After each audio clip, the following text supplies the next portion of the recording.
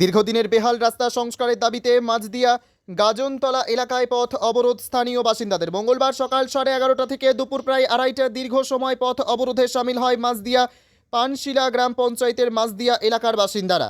অবরোধকারীদের দাবি, স্বরূপগঞ্জ পঞ্চায়েতের ফকিরতলা থেকে মুকুন্দপুর পর্যন্ত প্রধানমন্ত্রী গ্রাম সড়ক যোজনার প্রায় 4 কিলোমিটার রাস্তা দীর্ঘদিন ধরে বেহাল। স্থানীয় পঞ্চায়েত থেকে জেলা প্রশাসন পর্যন্ত রাস্তা বেহালের বিষয়টি জানানো হলেও কোনো রকম ব্যবস্থা নেয়নি প্রশাসন।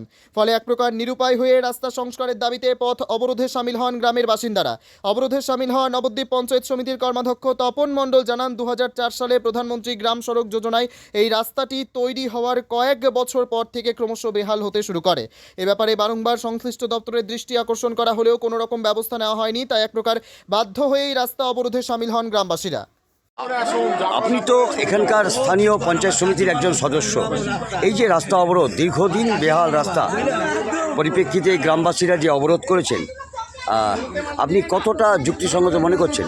একদম 100% যুক্তিসঙ্গত। এটা 2005 সালে রাস্তাটা হয়েছিল প্রধানমন্ত্রী সড়ক যোজনার মাধ্যমে। হওয়ার পর 2019 সালের পর থেকে রাস্তাটা খারাপ হয়। তখন জেলা প্রশাসন জেলা পরিষদ থেকে রাস্তাটা একবার সমস্যা করে যায়।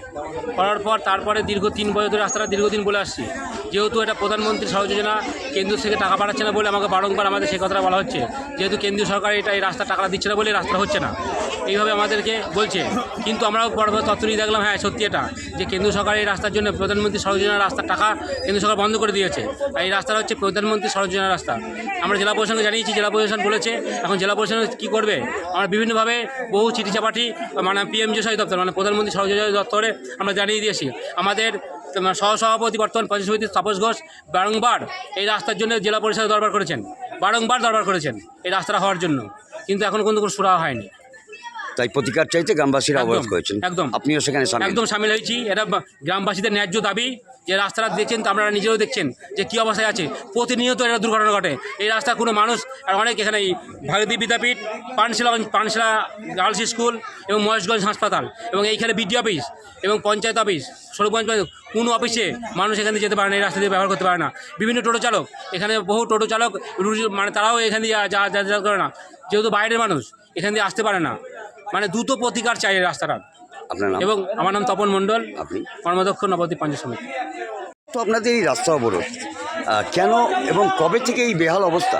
আজকে দীর্ঘ 15 বছর ধরে আমাদের এই যে ফকিরতলা থেকে মুকুন্দপুর পর্যন্ত দীর্ঘ প্রায় 3.5 কিলোমিটার রাস্তা, দীর্ঘ 15 বছর ধরে এই বেহাল অবস্থা। এবং রীতিমতন এই 5 বছর ধরে রাস্তার যা অবস্থা আরও খারাপ, এবং জায়গায় জায়গায় হাঁটু জল জমে যায়। প্রতিদিন সকালে কোনো স্টুডেন্ট যায়, বহুত স্কুল গাড়ি এখান দিয়ে যাতায়াত করে, এবং প্রশাসন রীতিমতন জয়েন্ট ভিডিও রীতিমতন যাতায়াত করছে। এই রাস্তার নিয়ে কোনো ভ্রুক্ষেপ নেই তাদের, এবং প্রতিটা দিন কোনো না কোনো গাড়ি পাল্টি হচ্ছে এই রাস্তায়। এই যে মাঝদিয়া থেকে এবং এই ফকিরতলা থেকে মুকুন্দপুর পর্যন্ত প্রায় 3-4টে গ্রামের বাসিন্দারা এই রাস্তায় বসবাস করে, এই রাস্তার আশপাশে। 15 বছর ধরে এই গ্রামবাসীগুলো এই রাস্তা থেকে বঞ্চিত। স্থানীয় প্রশাসন, বিডিও, এসডিওর কাছে বারংবার চিঠি করার স্বার্থেও আমাদের কোনো লাভ হয়নি, কোনো সুরাহা আমরা পাইনি এই রাস্তা থেকে। তো আমাদের এই রাস্তা যতক্ষণ না স্থানীয় প্রশাসন এসে আমাদের এই রাস্তার সম্পর্কে কোনো সুরাহা ও লিখিত কোনো দেবে, আমাদের এই অবরোধ ততক্ষণ পর্যন্ত জারি থাকছে এবং থাকবে। আপনার নাম? আমার নাম অর্ণব ঘোষ, মাঝদিয়া নবদ্বীপ ব্লকের বাসিন্দা।